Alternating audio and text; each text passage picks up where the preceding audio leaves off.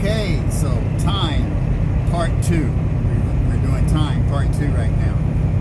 Here's the deal, right? Never let it be said that OG Transporter 828 is trying to tell you to do things that's illegal, right? That goes against the enforceable law. I'm not telling you to break the law. I'm not telling you to disregard what is federal law for your time and keeping time and all of that, right? But here's what I am telling you. There's a difference between a law and a policy. Nobody can go to jail over a policy. Nobody can be cited and written a ticket for a policy. No such thing. Understand that. That's, you go to jail, you get a citation for laws, breaking a law. You don't get a citation for misinterpreting a policy, all right? That's reality.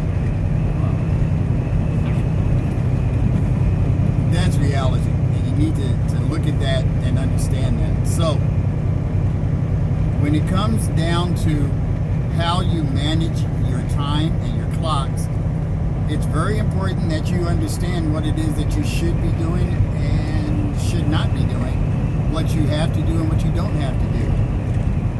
That's key, right? So every day, you start out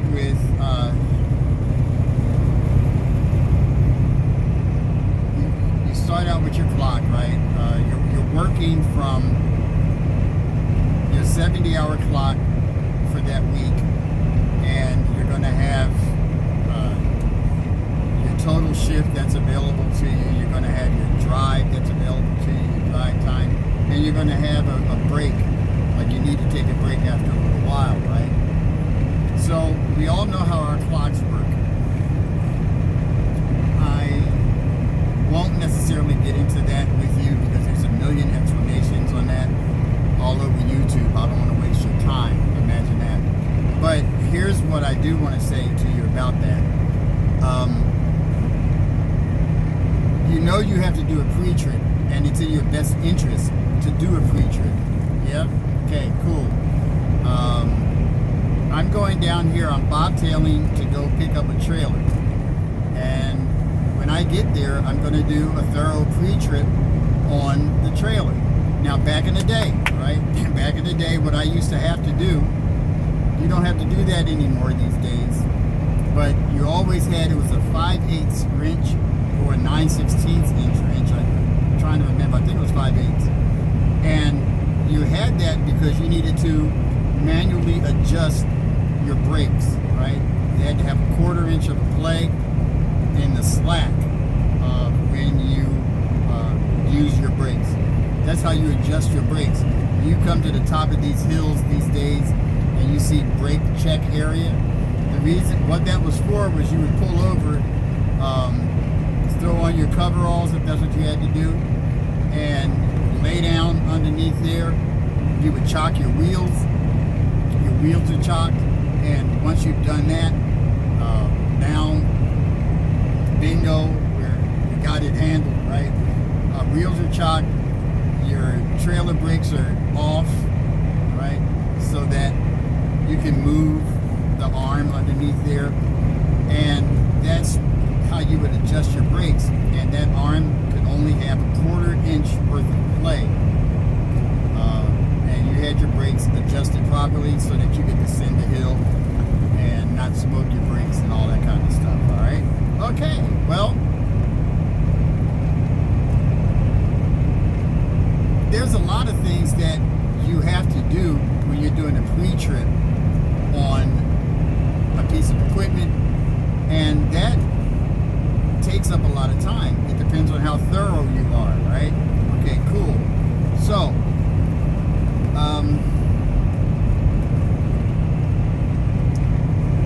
you could start your clock as on duty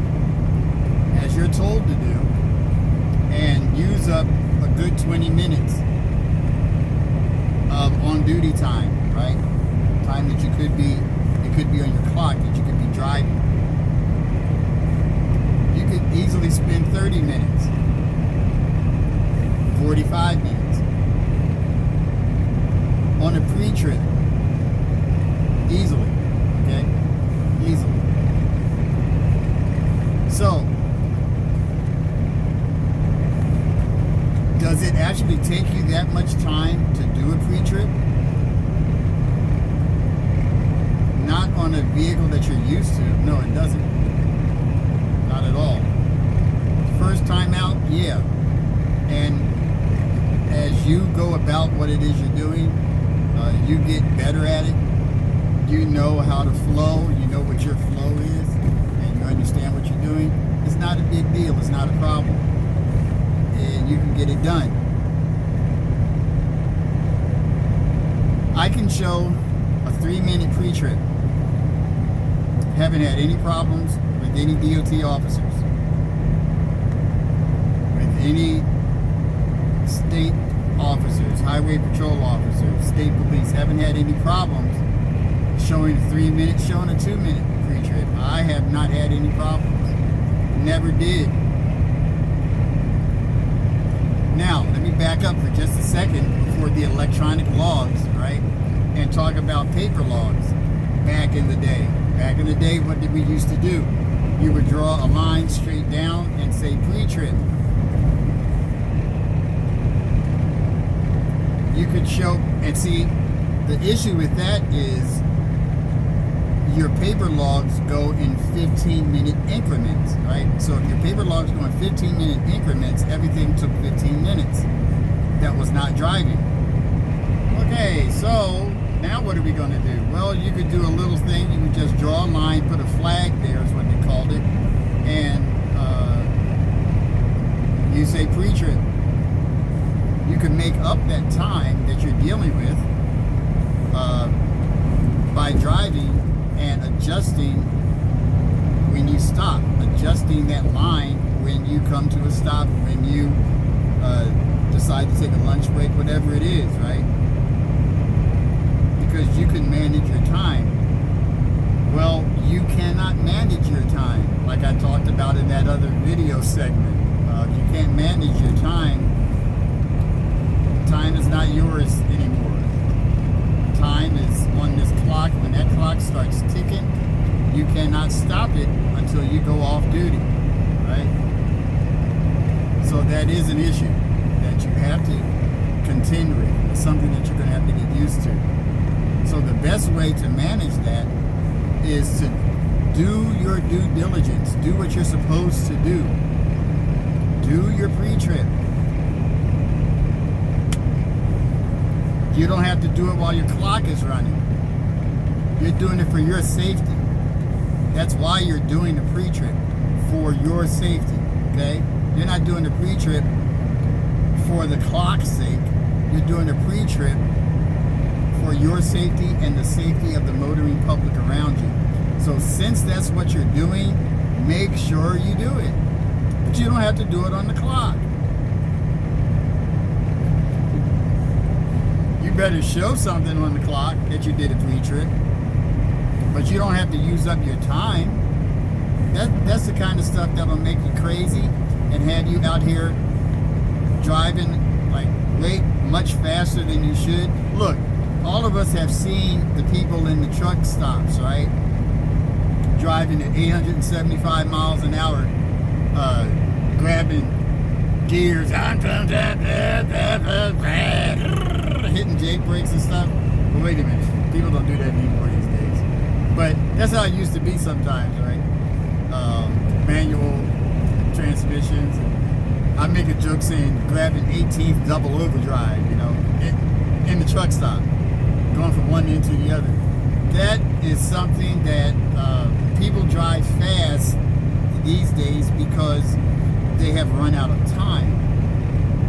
You're going to see that in that movie I told you about. But yeah, they run out of time. And when they run out of time, they get panicky, right? Now, truck stop is not a good place to be speeding. to be going faster than you can stop that truck. We all have seen the people with the little dogs and the dog that's on the leash, that the leash looks like it expands to 50 feet long, you know, and the dog's taking off running somewhere, and the other person, the owner, is holding the leash and got the phone in his hand, and here comes the truck going 1,000,000 miles an hour across the, come on, because the dog's ready to get out of the truck.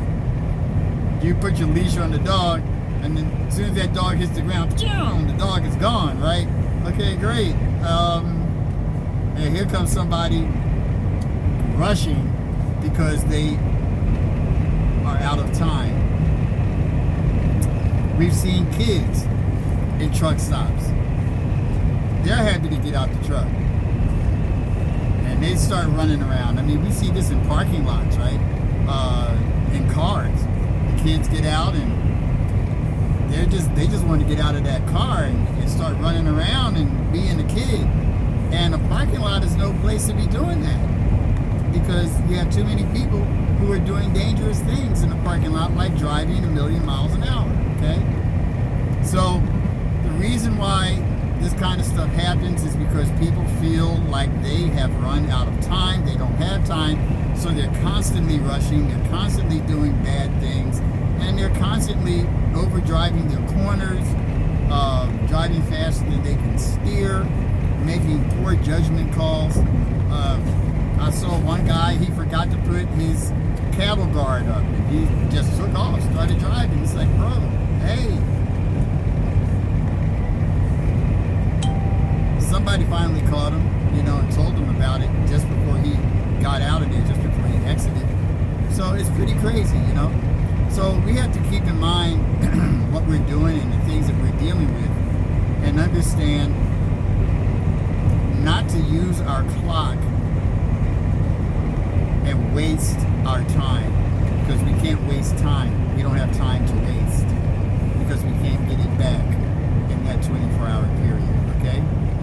All right, that was longer than I wanted it to be, but I just needed to try to get that all in. That's not piece, that was part number 2, okay? Segment number 2 about time, all right? Okay. Whew, that took a lot out of me. That was a lot. Anyway, you guys, I'll talk to you later. Be safe. Don't forget to like and subscribe and share these videos. And I'll probably do a third one on time. Maybe. Maybe not. Because I could tell you how to use your electronic logging device, and then I would do a different one on a different type of electronic logging device, and a third. And no, I'm not going to do that. There's plenty of videos out there on YouTube where you can see how to use the different ones and the one that's specific for you, okay? I'm just trying to tell you how not to waste your time and to be intelligent about what you're doing, because you can't get it back. I can't tell you how many times, pardon the pun, I have been in a situation where the people, I have had 3 minutes left, because I'm that guy. I will get I'll plan my trip to the point where I have 5 minutes left on my drive clock that day, period. Sometimes 3 minutes. I've done it where I had 2 minutes left, and as I was taking the exit off of the freeway, off of the interstate. And the only reason why I did that was because I knew all I had was a stop sign at this particular exit that I was taking. I knew where I was going. But I like to leave at least 5 minutes for those kind of things, traffic stuff. Let's say you're in Aurora, Colorado. Oh my gosh, any place you go there just eats up all of your time, right? Any exit you take eats up all of your time. And then if you don't know how to stop your clock and creep in somewhere, you're going to be running out of time on a regular basis, and you won't be able to get anything done. So, yeah, I just tried to cram all of this information in into one place there. And just go ahead and send me a text, send me an email, send me a message. You can leave a message here on the YouTube channel. You can leave one on my email. You know what the email address is. Reach out to me, OG Transporter 828. And yeah, and I got to get that Facebook thing under control. So you guys, some of you do use Facebook and some of you don't. So you'll see that as soon as I get that straight, I'll show that to you also. Those of you who don't have it and you want to see it. Okay, so there's that. That's all. That's all I've got for you now. In the meantime, I am driving. It's a beautiful sunny day. It's 30 degrees out here. I'm in lovely scenic Iowa, heartland of the country, and it's a good thing, good place to be. I love it out here. So there you have it. Anyway, you guys, I'll talk with you later on. You be safe, and hit me up with anything. Like, share, and subscribe, please. Talk to you later, okay? Bye-bye.